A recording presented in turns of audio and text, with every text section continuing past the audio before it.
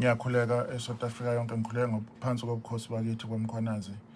Ngibingelele odadewethu uMndoza nomfowethu Sigqemeza. Mfethu sethe ukuthi fahla umuntu sinika isithombe kwenzakalani mawufika kwakho ngisho ukugcwala umlomo uthi kwakho ngoba wakha kanzima nomama wekhaya ngalesi yasikhathi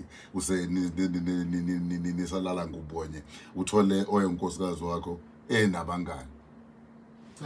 Ngokuphuthumisa nje ngabo 7 ntambama kuyisuku langesabatha engithi ngicabanga ukuthi Saturday ngabe sengijwayele ukuya ekhaya kwami nje ngiyobuka ngibuke nezinto ezinye ngene ekhaya ngiclean khona endlini ekamereni lami mhlawumbe mekukhona udodo engibona ngulahlele ungithe mengena esangweni nje esangweni ekhaya ngiqhamuka ngifica igate livuliwe ngiyazibuza ukuthi awu igate livuliwe ubani okhona la ekhaya ngoba ngahlangana nemoto kaMama ngolesihlanu ebheke empangeni vele every Friday uyahamba empangeni lapha ayebhale khona ukuthi uhlala khona emagcekana ngesivumelwano settlement agreement eyenziwe enkantolo. Hayi uma ngingena egcekeni ngiqhamuka esangweni mengithi gaga hayi ngibona nje abafowethu insizwe embili naye lenye insizwe ake ephethe ukhiya wemoto liyakhe lo dadewethu lo ongangishade naye. Uma ngisengena ke bese ngingabe ngisangena ekhaya ngivele ngimisa imoto esangweni ngoba isizathu sokuthi ngimisa imoto esangweni ngabona ukuthi hayi kukhona engimsolayo kulabo abantu abamile noma kunethunzanyana kodwa kukhona umuntu engimsolayo ukuthi uhamba nayo le ndoda yakhe esakwazi wayinikeza ngisho imoto yasekhaya engangimthengele yona ukuthi akakwazi ukuthi athole inyawo ezilula zokuya esikoleni. Ayike ngibese ngiphuthuma ke khona uma ngiya kulomfolo labafo bawu2 ngifike ngibingelele lo oqala owayeseqaleni sawubona bhuti ungakwabani insizwa mina ngoba bomgabha umnikazi walomuzi bese ethi hayi mina ngonatho kwamkhwanazi bese ngiya kulona omunye insizwa yakithi wena ke ubani ngimbuza nami amaphaphu sephezulu ngoba ngiyambona ukuthi umuntu engimaziyo ezithombeni ngumuntu engimbonayo drive imoto yami go Facebook yonke lento ngiyambona drive imoto yami ehleli kuyona drive so ke bese ngiyambuza ungakwabani insizwa bese ethi ke hayi mina ngosiphamandla wakwamkhwanazi. Siphamandla Mkhwanazi sihlanganiswa yini la ekhaya yini lesimdathu nize la ekhaya bese ethi hayi bese ngithi mina hayi wena awuyena usiphamandla wakwamkhwanazi wena usiphamandla Cabashe wena owenza ubulili owenza umkhuba nonkosikazi wami osuphenduka indoda yala ekhaya njengamanje njengoba ususuka lekini uza la ekhaya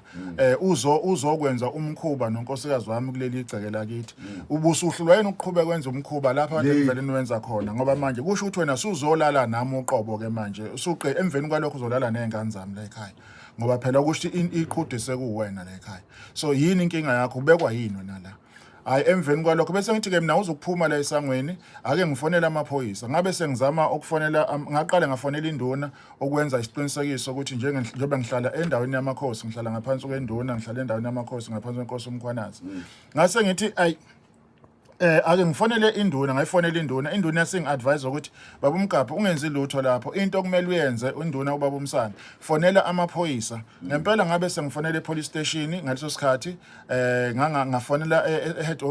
enakhonene eofisini lamaphoyisa echarge office kwasho ukuthi ingcinga ayisebenzi u035 awungeni ngabe sengizama futhi ukufonela umphathi station naye futhi ngase ngithola inamba yakhe ngoba wabe siyinduna singinikeza lezi namba ngazama ukufonela umphathi station umphathi station kaMsane ngangamthola ucingo lwangangena futhi ngabe sengifonela omunye osebenzele empangeni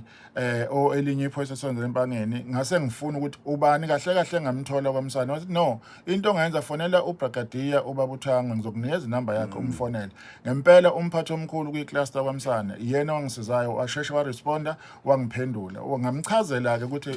isimo njengamanje la ekhaya ngifica ukuthi kunendoda la ekhaya ekanje engakaqedi ukukhuluma nephoyisa sengiqedile ukukhuluma nephoyisa ngabuyela kulomfo uma ngibuyela kulomfo ngithi ke mina uzokuphuma ethi lomfo hayibo angizokuphuma kuphi ngizophuma mina lapha esangweni uma ngithi ngizama ukumbamba wabe sephenduka sengikhomba ngesibhamu ilapho ke abe sephuma khona nomngane wakhe lo baphumela ngaphandle Emveni kwalokho ke udade lo wabe seqhubeka engithuka ethi ngihlala emafukwini